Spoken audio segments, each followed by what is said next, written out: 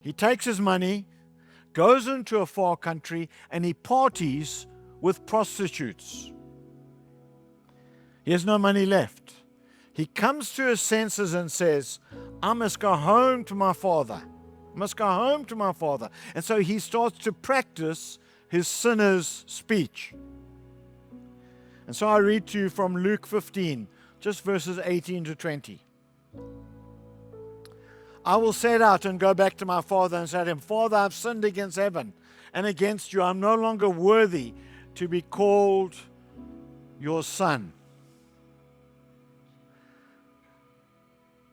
Make me like one of your hired men. Underline verse 20. But while he was still a long way off, his father saw him and was filled with compassion for him. And he ran to his son, threw his arms around him, and kissed him. I like to call this the gospel within the gospel.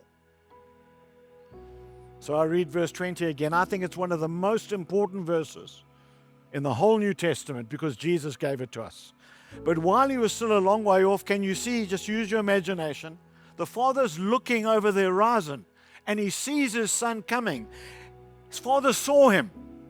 He was filled with compassion on him. He ran to his son, threw his arms around him, and kissed him.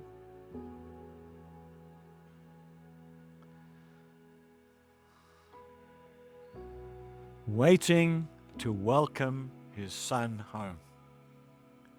He didn't say a word. He didn't say one word about what his son had done. Not one. He just welcomes and receives him home.